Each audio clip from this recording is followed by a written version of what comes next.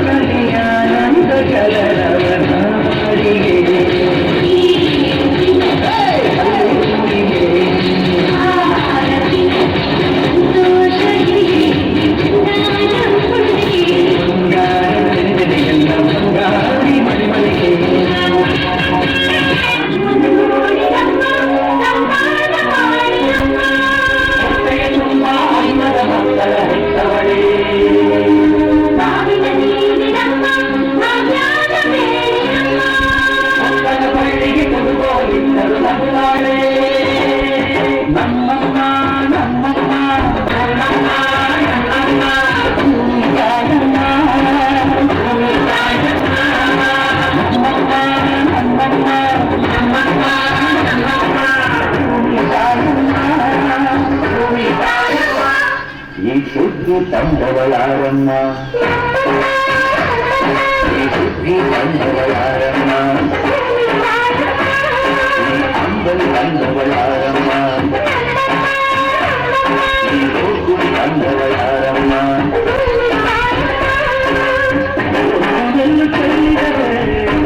ಮಾಡುವ ಇವಳದೇನು ಕಲ್ಲೆ ಪ್ರೀತಿಯ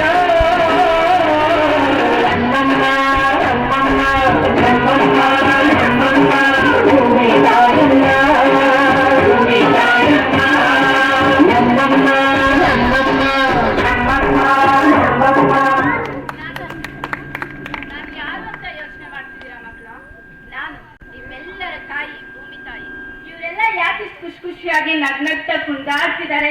ಯಾಕಿಷ್ಟು ಖುಷಿ, ಯಾಕಿಷ್ಟು ಸಂಭ್ರಮ ಅನ್ನೋ ಪ್ರಶ್ನೆ ನಿಮ್ಮಲ್ಲಿ ಮೂಡ್ತಿದೆಯಲ್ಲ, ಇದಕ್ಕೆಲ್ಲ ಉತ್ತರ ನಿಮಗೆ ಮುಂದೆ ಸಿಗುತ್ತೆ. ಅದಕ್ಕಿಂತ ಮುಂಚೆ ಈ ಹಿರೇಹಳ್ಳಿ ಗ್ರಾಮದ ಇತಿಹಾಸವನ್ನು ತಿಳಿದುಕೊಳ್ಳೋಣ ಬನ್ನಿ.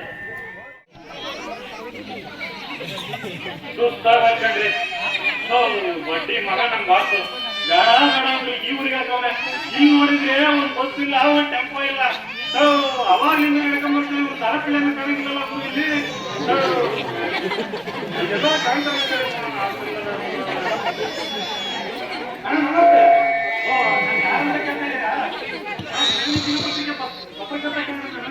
ಈ ಹಳ್ಳಿಗೂ ಇತಿಹಾಸ ಕಷ್ಟ ಮಾಡ್ತಿರ್ತೀನಿ.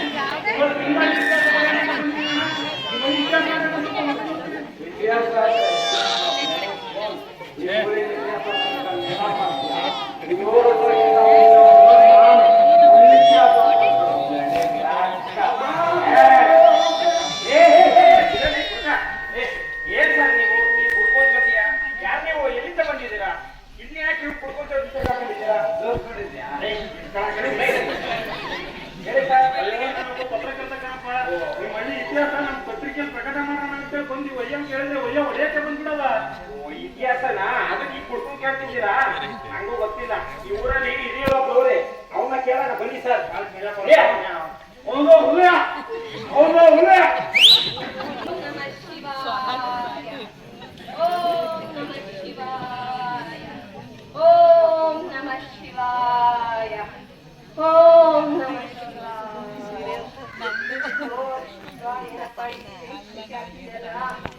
ಅಪ್ಪು, ಓ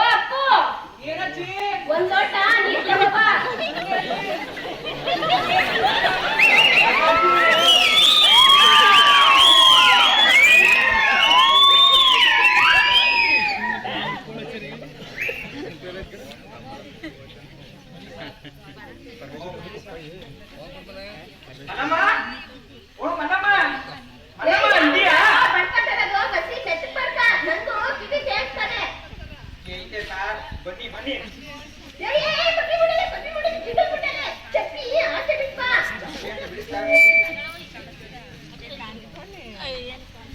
ಮಲ್ಲಮ್ಮ, ಇವರು ಪ್ಯಾಟೆ ಅಂತ ಬಂದವ್ರೆ, ಪತ್ರಕರ್ತಂತೆ.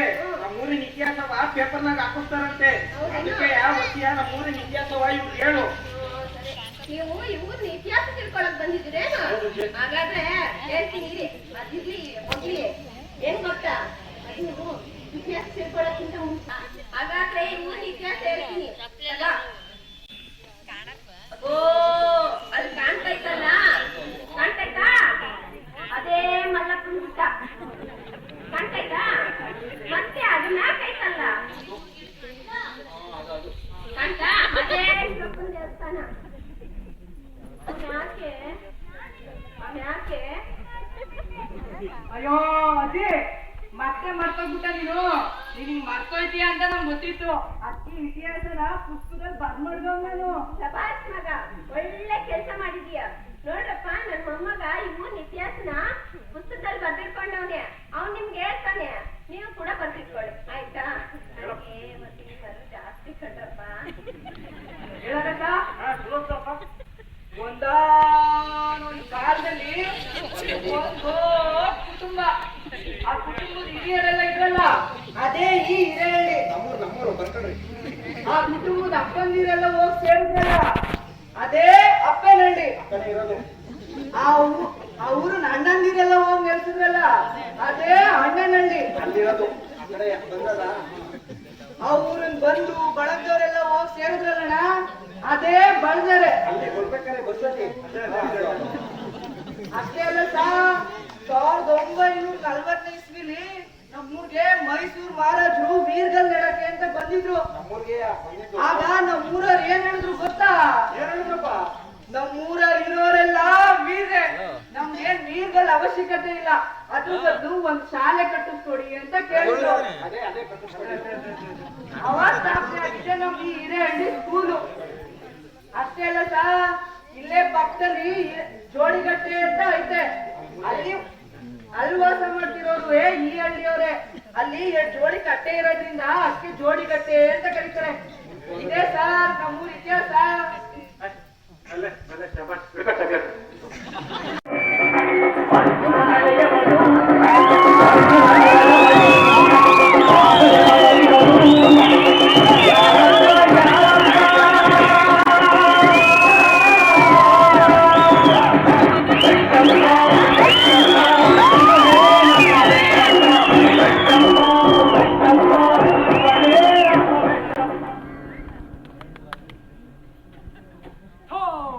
ಇಷ್ಟೊತ್ತಾದ್ರೂ ಎಲ್ಲಿ ಕಟ್ಟಕ್ಕೆ ಯಾರು ಬಂದೇ ಇಲ್ಲ.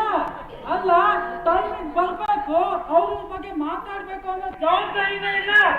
ಅಲ್ಲ, ಊರಿನ ಬಗ್ಗೆ ಸ್ವಲ್ಪ ಕಾಲೇಜಿನ ಇಲ್ಲ ಬಗೆದಾಗೆ. ಇಷ್ಟೊತ್ತಾದ್ರೂ ಯಾರು ಕಾಲಿಲ್ಲಪ್ಪ. ಮೋಸ್ಟ್ಲಿ ಕೆಳಗಡೆ ಕೆಲಸ ಇನ್ನು ಮುಗಿದಿಲ್ಲ ಅನ್ಸುತ್ತೆ. ಗುಡುಗುಡುಗುವ ಗುಡುಗಿನದು ನಿನ್ನೆ ಹರಿದಿದೆ. ಸಿಡಿಸಿಡಿಯುವ ಸಿಡಿನದು ಅಂಜನೆಗೆ ಹರಿದಿದೆ.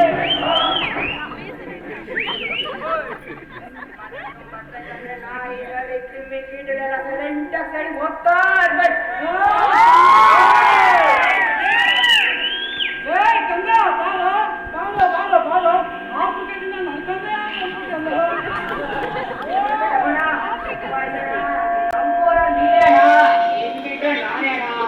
ಆಯ್ತು, ಬಾರ ಪುಸ್ತಕ ಮಾತ್ರ.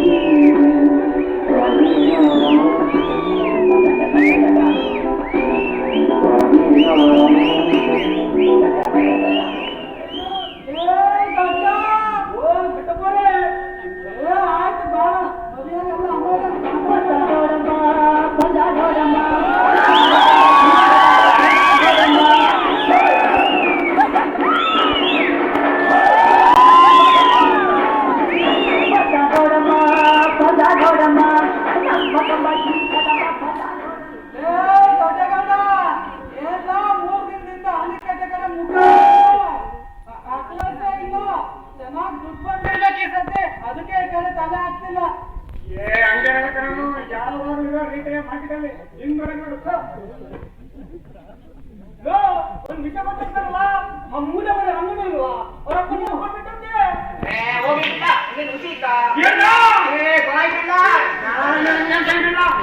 ನಿಮ್ಮ ಕಡೆ ಒಟ್ಟಿ ಬಾಯ್ತ ಬೊಂಬಾಯಿ ಅಂತೀನಿ ಬಾಯಾದ್ರು ಬೊಂಬಾಯಿ ಅವ್ರ ವಿಷಯ ನಮ್ಗೆ ಆಗ್ಬಿಡ್ಲ ಮಾಡ್ದ ಪಾಪ ಆರ್ಗೊಂಡ್ ಬಾಯಲ್ಲಿ ಮೊನ್ನೆ ಆ ಪಂಚಗಂಜಿ ಕಾಪಾಡೋನಲ್ಲ ಮೂರು ಎಕರೆ ಜಮೀನ್ ತಗೊಂಡಂತೆ ಅಷ್ಟು ಎಲ್ಲಿಂದ ಬಂತ ಅವನಿಗೆ ಎಲ್ಲಿಂದ ಬಂತ ಅಷ್ಟೊಂದು ದುಡ್ಡು ಅವ್ರ ಎಂಟು ಮನೆ ಕೊಡ್ತಿರ್ಬೇಕು ಅಷ್ಟೇ ಐಡಿಯಾ ಅಂತ ನಾನು ಹಂಗೆ ಅನ್ಕೊಂಡೆ ನೋಡು ಬಿಡ್ಲ ಬೇರೆ ವಿಷಯ ನಮ್ಗೆ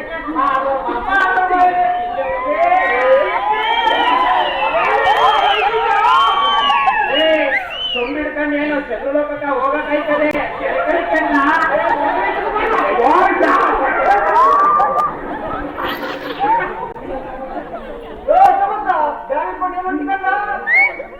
ಏನಿಲ್ಲ ಕಣಣ್ಣ ಈ ಹಳ್ಳಿಯಲ್ಲಿ ಇರಕಾಯ್ತದ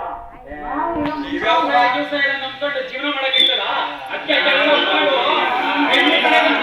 ಕೆಲಸ ಮಾಡಕ್ ಬೆಂಗ್ಳೂರ್ ಕಡೆ ಹೋಗ್ತೀನಿ ಸಿಟಿಗೆ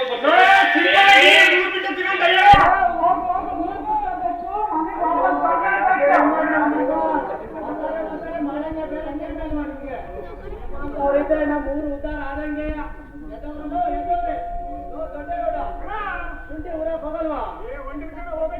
ಓ ಈ ಚಾನಲ್ ಮಕ್ಕಳ ಕಡೆ ಸೇರಿ ಅಲ್ಲೇ ಹೊಡ್ಕೊತ ಕುಂತಲ್ಲ ನೋಡಿ ಇನ್ನೇ ಕುಂತಾರೆ ಹೇಳಿದ್ರು ಎದಗಲ್ಲೋ ದೊಡ್ಡಗೌಡ ಶುಂಠಿ ಭಾರಿ ರೋಗ ಕಂಡ ಅದಕ್ಕೆ ನಾನು ರಿಸರ್ಚ್ ಮಾಡಕೊಂತೀನಿ ನಾನಂತ ಮಾಡ್ಕೊಳ್ಳೋಣ ಯಾವ್ದಾರ ರೋಗ ಅಂದ್ರೆ ಔಷಧಿ ಹೊಡ್ತೀನಿ ಅಷ್ಟೇ ನಾನು ಹೇಳೋ ಹೇಳಿದೀನಿ ನಿನಗೆ ಹೆಂಗ್ ಕೇಳ್ತ ಹಂಗ್ ಮಾಡಪ್ಪ ಹೋಗು ನನ್ನ ಮಲ್ಲಿಗೆ ಬರ್ತಾಳಮ್ಮ ನಮ್ಮೂರ ಜ್ಯೋತಿಯು ಅವಳೇ ನಮ್ಮ ಬಂಗಾರದಂತ ಬೊಂಬೆಯು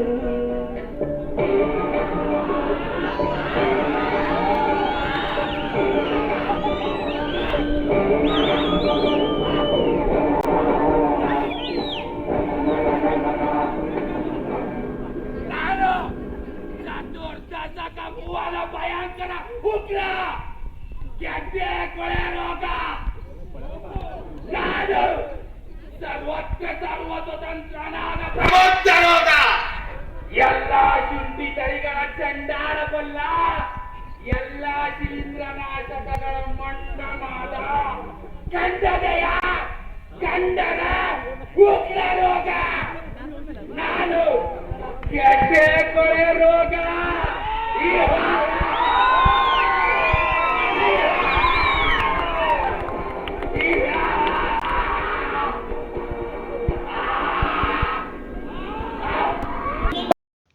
ಐದು ತಿಂಗಳ ನಂತರ ದೊಡ್ಡೇಗೌಡ ಬಿತ್ತಿದ ಬೀಜೋಪಚಾರ ಮಾಡದ ಶುಂಠಿ ಹಾಗೂ ಸಣ್ಣೇಗೌಡ ಬಿತ್ತಿದ ಬೀಜೋಪಚಾರ ಮಾಡಿದ ಶುಂಠಿ ಬೆಳೆದು ನಿಂತಿದೆ.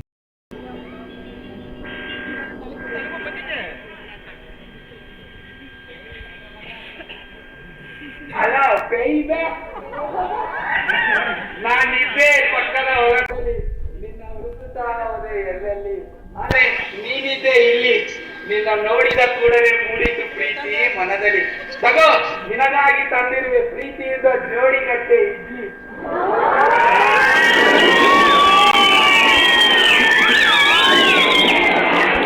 ಗಾಯಗೊಂಡಿದೆ ಶುಂಠಿ ಗಾಯಗೊಂಡಿದೆ ಗಾಯಗೊಂಡಿದೆ ಶುಂಠಿ ಗಾಯಗೊಂಡಿದೆ ವಾಸಿ ಮಾಡೋರಿಲ್ಲ ಗಾಯಗಳ ವಾಸಿ ಮಾಡೋರಿಲ್ಲ ಗಾಯಗಳ ಗಾಯಗೊಂಡಿದೆ ಶುಂಠಿ ಗಾಯಗೊಂಡಿದೆ ಗಾಯಗೊಂಡಿದೆ ಶುಂಠಿ ಗಾಯಗೊಂಡಿದೆ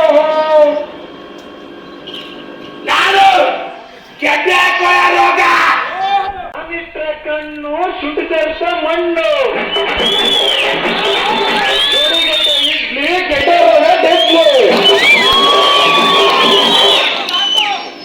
ಯಾವುದೋ ಹೊಸ ಫಿಗರ್ ಅವಳಿಗಿಂತ ಸಕ್ಕತ್ತಾಗವಳೆ ಇವಳಿಗೂ ಒಂದೆರಡು ಜೋಡಿ ಗಟ್ಟೆ ಇಡ್ಲಿ ಕೊಡೋಣ ಇರು ಹಲೋ ಬೇಯಿಬೆ ಯಾಕೋ ಐದು ಹೊಟ್ಟೊಟ್ಟು ಆಯ್ತಿಲ್ಲಲ್ಲ ಇವಳಿಗೂ ಅದೇ ಕೋಲ ಬಿಟ್ಟಿರು ನಾನಿದ್ದೆ ಪಕ್ಕದ ಹೊಲದಲ್ಲಿ ನಿನ್ನ ಹುಡುಕುತ್ತಾ ಹೋದೆ ಎಲ್ಲೆಲ್ಲಿ ಅದೇ ನೀನಿದ್ದೆ ಇಲ್ಲಿ ನಿನ್ನ ನೋಡಿದ ಕೂಡಲೇ ಮೂಡಿತು ಪ್ರೀತಿ ಮನದಲ್ಲಿ ತಗೋ ನಿನಗಾಗಿ ತಂದಿರುವೆ ಪ್ರೀತಿಯಿಂದ ಜೋಡಿಗಟ್ಟೆ ಇಡ್ಲಿ. ಹೆಂಗೈತೆ ಮೈಗೆ? ನೀನ್ ನೋಡ್ದಾಗಿಂದ ಮುಲು ಮುಲು ಅಂತ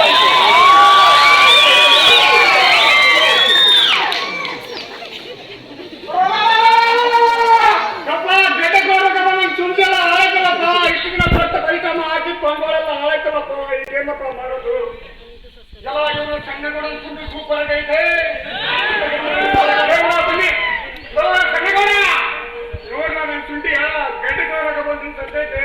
ನಿಂಗೆಲ್ಲ ಸೂಪರ್ ಆಗೈತಿ ಅಂತದೆಲ್ಲ ಮಾಡ್ದೆ. ಬಡ್ಡಿ ಮಗನೇ, ನಾನು ನಿನಗೆ ಅವಾಗಲೇ ಹೇಳಿದೆ ಬೀಜೋಪಚಾರ ಮಾಡಂತ. ನೋಡ್ ನನ್ ಶುಂಠಿ ಹೆಂಗ್ ಪಳ ಹೋಯ್ತೈತೆ, ನೋಡ್ ನಿನ್ ಶುಂಠಿ ಹೆಂಗ್ ರೋಗ ಬಂದ್ ಬಿದ್ದೈತೆ. ಅವಾಗಲೇ ಹೇಳಿದೆ ಬೀಜೋಪಚಾರ ಮಾಡು ಅಂತ. ಹೋಗೋಣ, ನೀನ್ ಅವತ್ತು ಏನ್ ಮಾಡ್ತಾನೆ ನಾನು ಕೇಳ್ಬೇಕು. ನೋಡು ಮುಂದಿನ ಕಡೆ ಶುಂಠಿ ಹಾಕಿದ್ರೆ ಪಕ್ಕ ಬೀಜೋಪಚಾರ ಮಾಡೇ ಮಾಡ್ತೀನಿ. ಆ ಕೆಲಸ ಮಾಡಕ್ ಹೋಗೋಣ. ಶುಂಠಿಯಲ್ಲಿ ಗೆಡ್ಡೆಕೊಳೆ ರೋಗವು ಬಹಳ ಹಾನಿಕಾರಿಯಾಗಿದ್ದು, ಈ ರೋಗದಿಂದ ರೈತರು ಅನೇಕ ನಷ್ಟವನ್ನು ಪ್ರತಿ ವರ್ಷ ಅನುಭವಿಸುತ್ತಿದ್ದಾರೆ. ಈ ರೋಗವನ್ನು ತಡೆಗಟ್ಟಲು ಮುಖ್ಯವಾಗಿ ಮುನ್ನೆಚ್ಚರಿಕೆ ಕ್ರಮಗಳನ್ನು ಕೈಗೊಳ್ಳಬೇಕು. ಅವುಗಳೇನೆಂದರೆ ಉತ್ತಮ ಬೀಜಗಳ ಆಯ್ಕೆ, ಅಂದರೆ ಯಾವುದೇ ರೋಗವಿರದ ಹೊಲಗಳಿಂದ ಗೆಡ್ಡೆಗಳನ್ನು ಆಯ್ಕೆ ಮಾಡಿಕೊಳ್ಳಬೇಕು. ಬೀಜೋಪಚಾರ, ನಮ್ಮ ದೊಡ್ಡೇಗೌಡ ಮಾಡಿದ ಹಾಗೆ ತಪ್ಪು ಮಾಡಬೇಡಿ. ನಮ್ಮ ಸಣ್ಣೇಗೌಡ ಮಾಡಿದ ಹಾಗೆ ಮ್ಯಾಂಕೋಸೇಬ್ದಿಂದ ಬೀಜೋಪಚಾರ ಮಾಡಿ ಉತ್ತಮ ಇಳುವರಿಯನ್ನು ಪಡೆಯಿರಿ. ಬನ್ನಿ ಈಗ ತಿಪ್ಪೇಗೌಡನ ಮೆಕ್ಕೆಜೋಳದ ಹೊಲಕ್ಕೆ ಹೋಗೋಣ.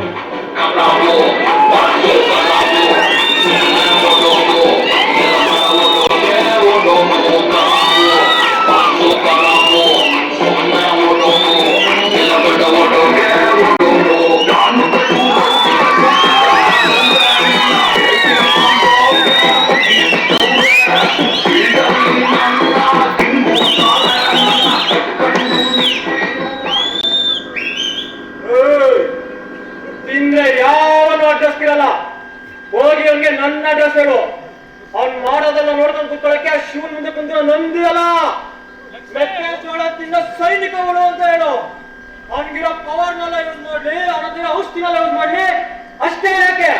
ಇಲ್ಲಿ ಇಲ್ಲಿ ಇಲ್ಲಿ ದಮ್ಮು ಅನ್ನೋದಿದ್ರೆ ಅದನ್ನ ಯೂಸ್ ಮಾಡೋದು ಪರವಾಗಿಲ್ಲ. I am ready to face. ಒಬ್ಬರು ಬರ್ತೀನಿ, ಏನಾಯ್ತು ತಲೆ ಗೊತ್ತೋಷ್ಟೆಲ್ಲ ತಿನ್ಕೊಂಡು ಹೋಗ್ತಾ ಇರ್ತೀನಿ. ಮಕ್ಕಳ ಸಿಂಪಲ್ ಆಗಿ 3 ಎಲೆ ತಿಂದಿದ್ಕೆ ಸೀರಿಯಸ್ ಆದ್ರಿ. ನೀನ್ ಸೀರಿಯಸ್ ಆಗಿಂದೆ ಸೀದಾ ಸುಡುಗಾಡ.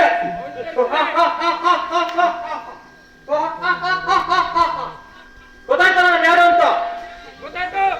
ಈ ಮೆಕ್ಕೆಜೋಳನ ನನ್ನಿಂದ ಕಾಪಾಡೋರು ಜಗತ್ತಲ್ಲೇ ಯಾರಿಲ್ಲ. ಯಾರಾದ್ರೂ ಇದ್ದೀರಾ? ಇದ್ದೀರಾ?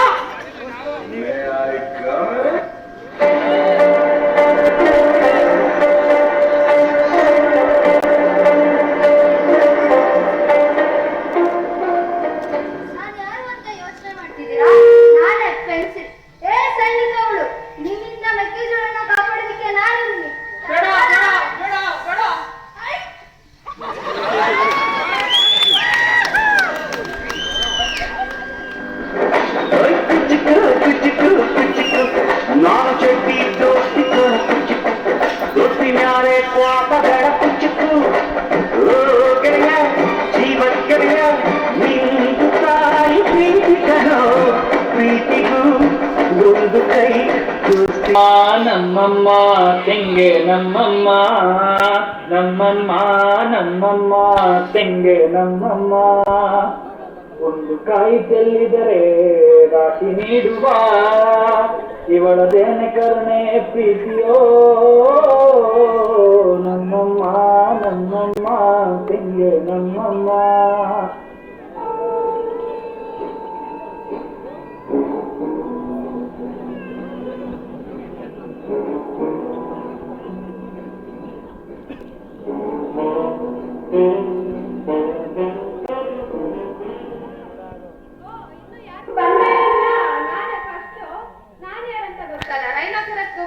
ಈ ತೆಂಗಿನ ಮರದ ತುಳಿಯಿಂದ ತಿನ್ಬಿಡ್ತೀನಿ. ಈ ಹಸಿರಾಗಿ ಬೆಳೆದಿರುವ ಗಡಿಗಳನ್ನು ಕತ್ತರಿಸಿ ಹಾಕುತ್ತೇನೆ. ಈ ಮರ ಹಾಳಾದ ನನ್ನಿಂದನೇ. ಹಲೋ ಮೇಡಮ್, ಸಮಾಧಾನ. ನಾನು ನುಸಿ, ನೀವು ಬರೀ ಎಲೆಗಳು ಮಾತ್ರ ಕತ್ತರಿಸ್ತೀಯ. ಒಳಗೋಗಿ ಕಾಯಿ ಬರಕ್ಕೆ ಬಿಡಲ್ಲ.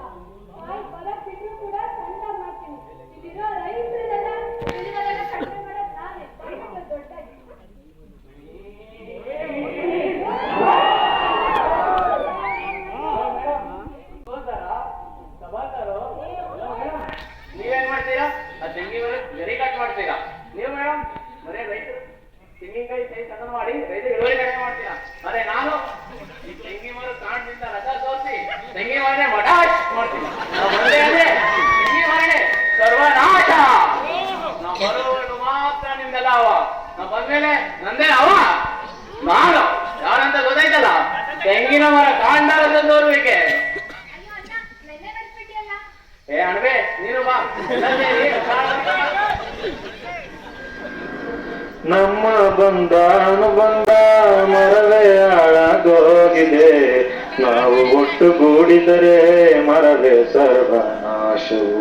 ಬಾಧೆಗಳು ಹಲವಿದ್ದರೂ ಮರವು ಒಂದೇ ಅಲ್ಲವೇ.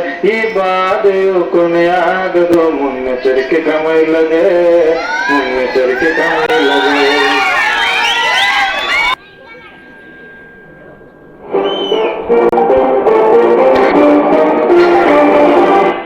ನಮಸ್ತೆ ವೀಕ್ಷಕರು, ನಾನು ನಿಮ್ಮ ದಿವ್ಯ.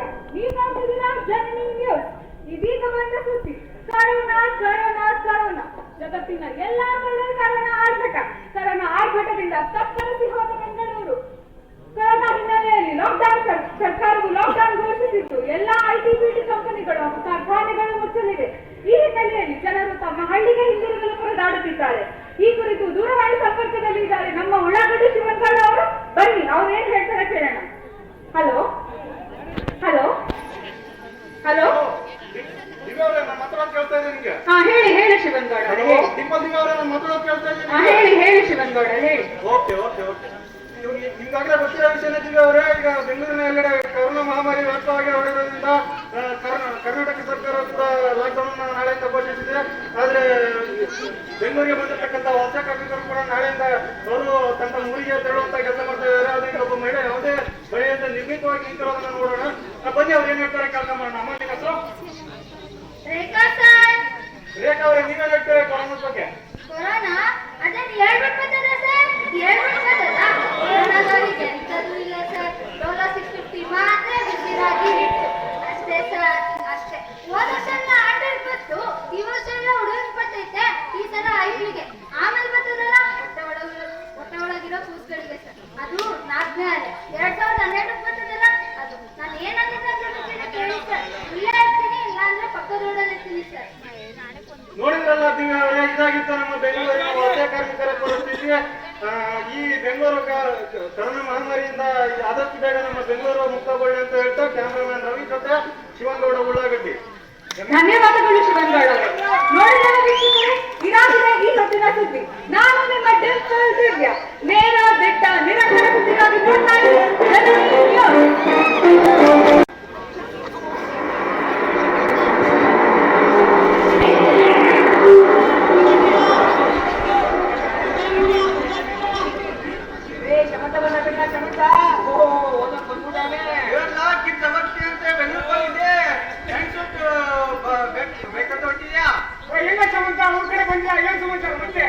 ಏನಿಲ್ಲ ಕಣ, ನಾವು ಕರೋನಾ ಅಲ್ವಾ, ಸರ್ಕಾರದವ್ರು ಬೆಂಗಳೂರಲ್ಲಿ ಲಾಕ್ಡೌನ್ ಮಾಡ್ಬಿಟ್ಟು ಕಂಪ್ನಿಗಳೆಲ್ಲ ಮುಚ್ಚೋಗೈತೆ.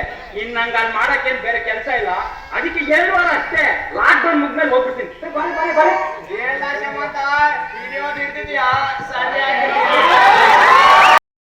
ಸರ್ಕಾರವು ಪದೇ ಪದೇ ಲಾಕ್ಡೌನ್ ವಿಸ್ತರಿಸಿದ ಕಾರಣ ಶ್ರಮಂತನು ಬೇರೆ ದಾರಿ ಇಲ್ಲದೆ ಹಳ್ಳಿಯಲ್ಲಿಯೇ ಉಳಿಯುವಂತಾಯಿತು. ಜೀವನಕ್ಕಾಗಿ ವ್ಯವಸಾಯವನ್ನು ಮಾಡಲು ನಿರ್ಧರಿಸುತ್ತಾನೆ. ವ್ಯವಸಾಯದ ಅನುಭವವಿಲ್ಲದ ಕಾರಣ ಊರಿನ ಬೇರೆ ಬೇರೆ ರೈತರನ್ನು ಭೇಟಿ ಮಾಡಿ ಕೃಷಿಯಲ್ಲಿ ಅವರ ಅನುಭವವನ್ನು ಪಡೆಯುತ್ತಾನೆ.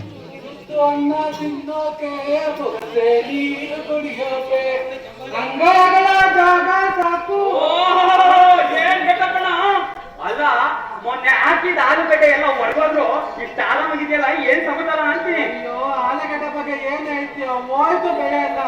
ಅದು ಆಲೂಗಡ್ಡೆ ವರ್ಷ ಯಾವ್ದಕ್ಕೆ ಇರ್ಲಿ ಅಂತ ಅಣಬೆ ಬೇಸಾಯ ಮಾಡಿದ್ದೆ. ಈ ವರ್ಷ ಅಣಬೆನ ಕೈ ಹಿಡಿತು. ಅಣಬೆ ಬೇಸಾಯನ? ಒಂದ್ ಕಟ್ಲೆ ತುಂಬ ಕವರು, ಒಂದ್ ಕಟ್ಲೆ ಕೋಣೆ ಅಷ್ಟಿದ್ರೆ ಸಾಕು.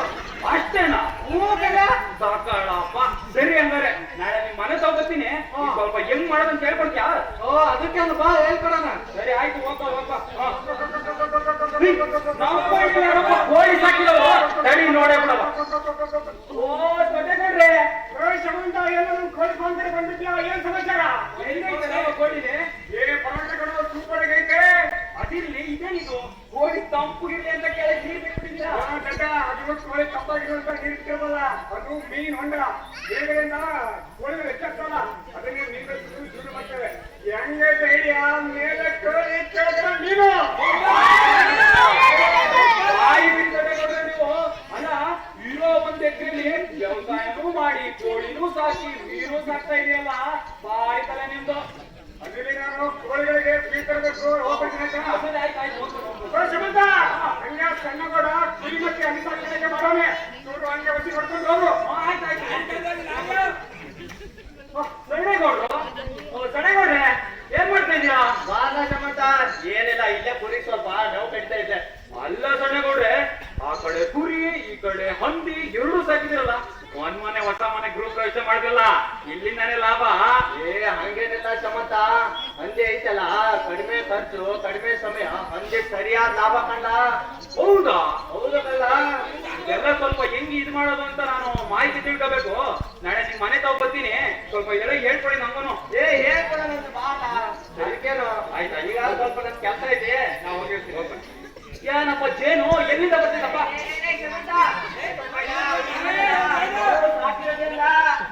ಹಾಕಿರೋದೇನೋ ಏನ ಸೇಮ್ಮ ಜೇನ್ಗಿನೆಲ್ಲ ಸಾಕ್ಬಿಟ್ಟಿದ್ಯಾ ಏನಿಲ್ಲ ಇದು ಜೇನು ಕೃಷಿ ಅಂತ ಈ ಜೇನು ಕೃಷಿ ಮಾಡೋದ್ರಿಂದ ಈಗ ಜೇನು ಪಾಲಿಸ್ಬಿಟ್ಟೆ ಈಗ ನಾವು ಮೂಗಿಡಿಗಳಲ್ಲಿ ಜೇನುಗಳಿಂದ ಪರಾಗಸ್ಪರ್ಶನ ಆಗುತ್ತೆ. ಈಗ ಜೇನು ಕೃಷಿ ಲಾಭ ಈಗ ಪರಾಗಸ್ಪರ್ಶದಿಂದ ಲಾಭ ಹೆಂಗೆ ಒಂದೇ ಬಾಲು 2 ವಿಕೆಟ್ ಸಿಂಹಾನಿನ ಸರಿ ಇದ್ರ ಬಗ್ಗೆ ಎಲ್ಲ ಮಾಹಿತಿ ತಿಳ್ಕೋಬೇಕು ನಡಿ ನಿಮ್ ಮನೆ ತಾವ್ ಹೋಗೋಣ ಏ ಬಾಲ ಅದಕ್ಕೆ ಬಾಲ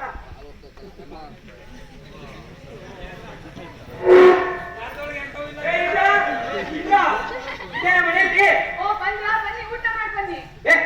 ಊಟ ಹಂಗಿರ್ಲಿ ಕಣೆ ಬೆಟ್ಟಪ್ಪ ಇಲ್ವಾ ಇರೋದು 1 ಎಕರೆ ಆ 1 ಎಕರೆಲಿ ವ್ಯವಸಾಯನೂ ಮಾಡ್ತಾನೆ ಅಡುಗೆ ಬೇಸಾಯನೂ ಮಾಡ್ತಾವನೆ ಇನ್ನು ಕೊಟ್ಟೆ ಕೊಡ ಈ ರಾಜಿ ಇಷ್ಟ ಗಾತ್ರ 2 ಎಕರೆಲಿ ವ್ಯವಸಾಯನೂ ಮಾಡ್ತಾವನೆ ಕೋಳಿ ಸಾಕಾಣಿಕೆನೂ ಮಾಡ್ತಾವನೆ ಮೀನ್ ಸಾಕಾಣಿಕೆನೂ ಮಾಡ್ತಾವನೆ ಇನ್ನು ಸಣ್ಣಿಗೌಡ ಇರೋ 3 ಎಕರೆಲಿ ವ್ಯವಸಾಯನೂ ಮಾಡಿ ಹಂದಿನೂ ಸಾಕಿ ಕುರಿನೂ ಸಾಕ್ತಾವನೆ ಇನ್ನ ಸಿಂಹ ಏನು ಬೆಳಕಣೆ ಅವನು ಇರೋ 3 ಎಕರೆಲಿ ವ್ಯವಸಾಯನೂ ಮಾಡಿ ಜೇನ್ ಕೃಷಿನೂ ಮಾಡ್ತಾವನೆ ಏನ್ ಕತೆ ಅಂತ ಯೋಚನೆ ಮಾಡ್ತಾ ಇದೀನಿ. ಹೌದೇನ್ರಿ ಅಲ್ಲ ರೀ ಅವ್ರ ಹತ್ರ ಇಷ್ಟಿಷ್ಟು ಚಿಕ್ಕ ಜಮೀನಲ್ಲಿ ಅವ್ರು ಇಷ್ಟೆಲ್ಲ ಮಾಡ್ತಿರ್ಬೇಕಾದ್ರೆ ನಾವು ನಮ್ 10 ಎಕರೆನಲ್ಲಿ ಇಷ್ಟೆಲ್ಲ ಮಾಡಿದ್ರೆ ಜಾಸ್ತಿ ಲಾಭ ಪಡಿಬೋದಲ್ವಾ ಅಲ್ವಾ ಆದ್ರೆ ನಮ್ ಕೃಷಿ ಅನುಭವನೇ ಇಲ್ಲ ಇದ್ರ ಬಗ್ಗೆ ಎಲ್ಲ ಮಾಹಿತಿನೇ ಗೊತ್ತಿಲ್ಲ ಕಣೆ ಅದಕ್ಕೆ ಯಾಕ್ರಿ ಅಷ್ಟು ತಲೆ ಕೆಡ್ಸ್ಕೊತೀರಾ ಇಲ್ಲೇ ಪಕ್ಕದಲ್ಲಿ ನಮ್ ಕೃಷಿ ಕಾಲೇಜ್ ಇಲ್ವಾ ಅಲ್ಲಿ ಬಂದ್ರೆ ಕೃಷಿ ಬಗ್ಗೆ ಇರೋ ಎಲ್ಲ ಮಾಹಿತಿನೂ ಬಡಿ, ಇವತ್ತೇ ಕೃಷಿ ಕಾಲೇಜ್ ಹೋಗ್ಬಿಟ್ಟು ಇದ್ರ ಬಗ್ಗೆ ಮಾಹಿತಿ ತಿಳ್ಕೊಂಡ್ ಬರ್ತೀನಿ ಹೋಗ್ಬರೋಷ್ಟ್ರಲ್ಲಿ ಉನ್ನತ ಮಾಡಿರೋ ಸರಿ ಹೋಗಿ ಹೋಗ್ ಬರ್ತೀನಿ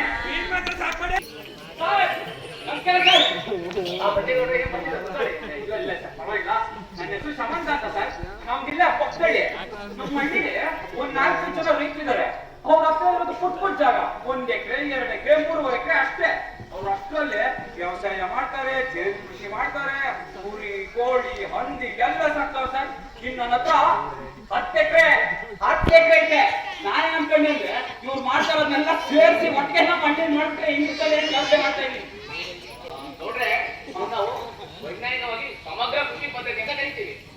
ಎಂತ ಪದ್ಧತಿ ಸಮಗ್ರ ಕೃಷಿ ಪದ್ಧತಿ. ಸಮಗ್ರ ಕೃಷಿ ಪದ್ಧತಿ ನೋಡ್ರಿ 10 ಎಕರೆ ಐತೆ ಅಂದ್ರಲ್ಲ ಹೌದು 10 ಎಕರೆ ನೋಡ್ರೆ 10 ಎಕರೆಯಲ್ಲಿ ನೀವು ಸ್ವಲ್ಪ ಭಾಗದಲ್ಲಿ ಕೃಷಿ ಬೆಳೆಗಳನ್ನ ಮಾಡಿರಿ ಇನ್ನು ಸ್ವಲ್ಪ ಭಾಗದಲ್ಲಿ ತೋಟಗಾರಿಕೆ ಬೆಳೆಗಳನ್ನ ಮಾಡಿರಿ ಅದಾದ್ಮೇಲೆ ಹೈನುಗಾರಿಕೆಯನ್ನ ಅಳವಡಿಸಿಕೊಳ್ಳ್ರಿ ನೀವು ಹೈನುಗಾರಿಕೆ ಅಳವಡಿಸಿಕೊಂಡ್ರೆ ಡೈರಿಗೆ ಹಾಲು ಹಾಕೊಂಡು ನೋಡಿ ನೋಡ್ರಿ ಅದರಿಂದ ವರಮಾನ ಬರುತ್ತೆ. ಆಮೇಲೆ ಹಸುವಿನ ಗಂಜಲ ಸುಗಿಯಿಂದ ಜೈವಿಕೆಯಿಂದ ಉತ್ಪಾದನೆ ಮಾಡ್ಬೋದು. ಜೈವಿಕೆಯಿಂದ ಉತ್ಪಾದನೆ ಮಾಡೋದಾದ್ರೆ ಎರೆಹುಳು ಗೊಬ್ಬರ ತಯಾರಿಸ್ಬೋದು ನೋಡ್ರಿ ಎರೆಹುಳು ಗೊಬ್ಬರ ತಯಾರಿಸ್ಕೊಂಡು ನೀವು ಸಾವಯವ ಕೃಷಿ ಮಾಡ್ಬೋದು. ಸಾವಯವ ಕೃಷಿ ಮಾಡೋದ್ರಿಂದ ನಿಮ್ಗೆ ಬಹಳ ಉಪಯೋಗ ಇದೆ ನೋಡ್ರಿ. ಸಾವಯವ ಕೃಷಿ ಅಂತ ಏನ್ ಸರ್ ನೋಡ್ರಿ ಸಾವಯವ ಕೃಷಿ ಅಂದ್ರೆ ರಾಸಾಯನಿಕ ಮುಕ್ತ ಕೃಷಿ ಅಲ್ಲ. ರಾಸಾಯನಿಕಗಳಿಂದಲೇ ಕೃಷಿ ಮಾಡ್ಬೋದಾ ಹೌದು ನೋಡ್ರಿ ನೀವು ಎರೆಹುಳ ಗೊಬ್ಬರ ಕೊಟ್ಟಿಗೆ ಗೊಬ್ಬರ ತಯಾರಿಸ್ತಾರಲ್ಲ ಇದಕ್ಕೋಸ್ಕರ ನೀವು ಕೃಷಿ ಮಾಡ್ಬೋದು ನೋಡ್ರಿ. ಇದಲ್ಲದೆ ನೀವು ಹೇಳಿದ್ರಲ್ಲ ನಿಮ್ಮೂರಲ್ಲಿ ಏನು ಸಾಕಾಣಿಕೆ ಮಾಡ್ತಾರೆ ಹಂದಿ ಸಾಕಾಣಿಕೆ ಮಾಡ್ತಾರೆ ಕುರಿ ಸಾಕಾಣಿಕೆ ಮೀನು ಸಾಕಾಣಿಕೆ ಕುರಿ ಸಾಕಾಣಿಕೆ ಎಲ್ಲಾ ಉಪಕರಣಗಳನ್ನ ನೀವು ಕೃಷಿಯಲ್ಲಿ ಅಳವಡಿಸ್ಕೊಳ್ರಿ. ಈ ಎಲ್ಲವನ್ನೂ ಕೂಡ ನೀವು ಕೃಷಿಯಲ್ಲಿ ಅಳವಡಿಸಿಕೊಂಡು ವೈಜ್ಞಾನಿಕವಾಗಿ ಕೃಷಿ ಮಾಡೋದ್ರಿಂದ ಅನ್ಕೊಂಡ್ರೆ ನೀವು ಕೃಷಿಯನ್ನ ಒಂದು ಲಾಭದಾಯಕ ಬಸ್ಸು ಮಾಡ್ಬೋದು ನೋಡಿ ನೋಡ್ರಿ. ಆಯ್ತು ಸರ್ ಆಯ್ತು ನೀವ್ ಹೇಳ್ದಂಗೆ ಎಂತ ಪದ್ಧತಿ ಅಂದ್ರೆ ಸಮಗ್ರ ಕೃಷಿ ಪದ್ಧತಿ. ಸಮಗ್ರ ಕೃಷಿ ಪದ್ಧತಿನ ನಾನು 10 ಎಕರೆ ಹೊಲದಲ್ಲಿ ಅಳವಡಿಸ್ಕೊಳ್ತೀನಿ ಸರ್ ಇಷ್ಟೆಲ್ಲ ಮಾಹಿತಿ ಕೊಟ್ಟಿದ್ದಕ್ಕೆ ತುಂಬಾ ಧನ್ಯವಾದಗಳು ಸರ್ ಬಿಡಿ ನೋಡ್ರೆ ರೈತರು ಸೇವೆ ನಿಮ್ಮ ಕರ್ತವ್ಯ. ಹೀಗೆ ಶಮಂತನು ಕೃಷಿ ಅಧಿಕಾರಿಗಳಿಂದ ಸಮಗ್ರ ಕೃಷಿಯ ಬಗ್ಗೆ ಮಾಹಿತಿಯನ್ನು ಪಡೆದು ಒಬ್ಬ ಆದರ್ಶ ರೈತನಾಗಿ ಹೊರಹೊಮ್ಮುತ್ತಾನೆ. ಇದನ್ನು ತಿಳಿದ ನಮ್ಮ ಕರ್ನಾಟಕ ಸರ್ಕಾರ ಶಮಂತನನ್ನು 2021ನೇ ಸಾಲಿನ ಆದರ್ಶ ರೈತ ಪ್ರಶಸ್ತಿಗೆ ಆಯ್ಕೆ ಮಾಡಿರುತ್ತದೆ. ಬನ್ನಿ ಎಲ್ಲರೂ. ಎಲ್ಲರಿಗೂ ಶುಭ ಸಂಜೆ. ಇಂದಿನ ನಮ್ಮ ಕಾರ್ಯಕ್ರಮ 2021ನೇ ಸಾಲಿನ ಆದರ್ಶ ರೈತ ಪ್ರಶಸ್ತಿ ಪ್ರದಾನ ಕಾರ್ಯಕ್ರಮಕ್ಕೆ ಆಗಮಿಸಿರುವಂತಹ ತಮ್ಮೆಲ್ಲರಿಗೂ ಸ್ವಾಗತಗಳು. ಈಗ ಈ ಸಾಲಿನ ಆದರ್ಶ ರೈತ ಆದಂತಹ ಶಮಂತ್ರವರನ್ನು ಗೌರವಿಸಬೇಕೆಂದು ಕೃಷಿ ಮಂತ್ರಿ ಆದಂತಹ ಮೈಲಾರಪ್ಪ ಅವರಲ್ಲಿ ಕೇಳಿಕೊಳ್ಳುತ್ತಿದ್ದೇನೆ.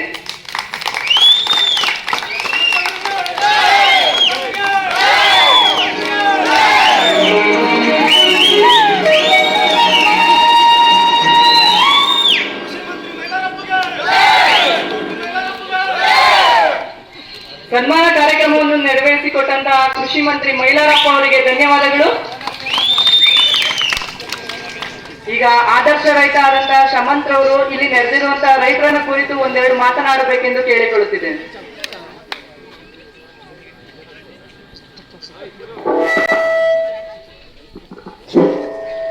ಮೊದಲಿಗೆ ನನಗೆ ನನ್ನನ್ನ ಆದರ್ಶ ರೈತನನ್ನಾಗಿ ಗುರುತಿಸಿ ಆದರ್ಶ ರೈತ ಪ್ರಶಸ್ತಿಯನ್ನು ಕೊಟ್ಟಂತಹ ಕರ್ನಾಟಕ ಸರ್ಕಾರ ಹಾಗೂ ಕೃಷಿ ಮಂತ್ರಿಗಳಾದ ಮಾನ್ಯ ಮೈಲಾರಪ್ಪನವರಿಗೆ ಅನಂತ ಧನ್ಯವಾದಗಳನ್ನು ತಿಳಿಸ್ತೇನೆ.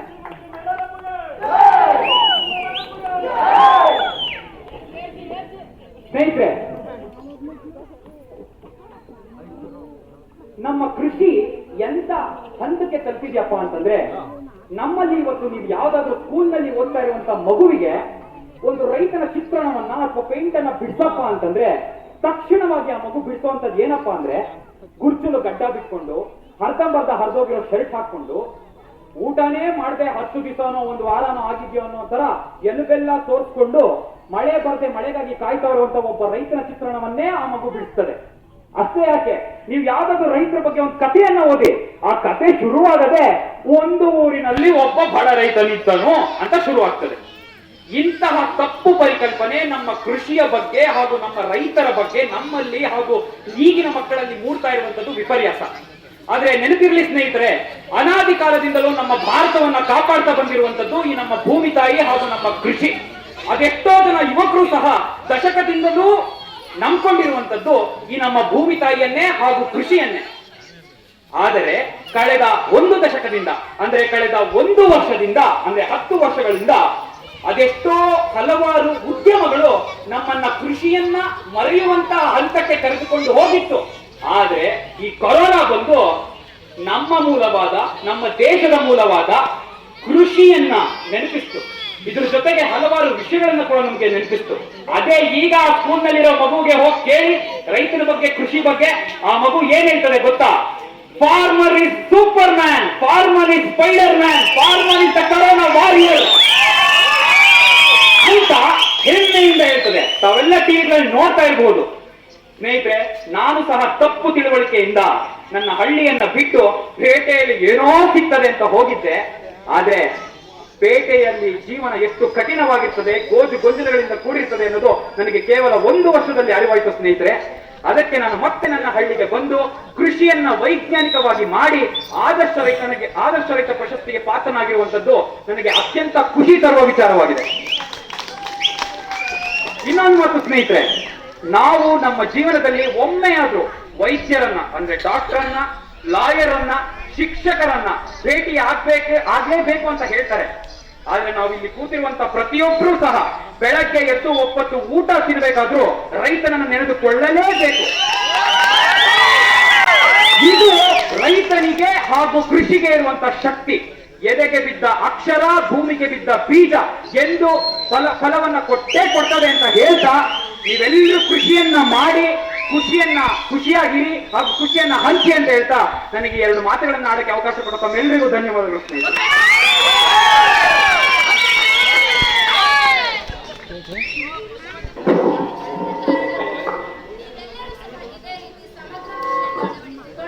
ನೀವೆಲ್ಲರೂ ಸಹ ಕೃಷಿಯಲ್ಲಿ ಅಧಿಕ ಲಾಭವನ್ನು ಮಾಡಿ ನೀವೆಲ್ಲರೂ ಸಹ ಆದರ್ಶ ರೈತರಾಗಿ ಹೊರಹೊಮ್ಮಬೇಕು. ಆಗ ಮಾತ್ರ ನಿಮ್ಮ ತಾಯಿಯಾದ ನನಗೆ ಖುಷಿ.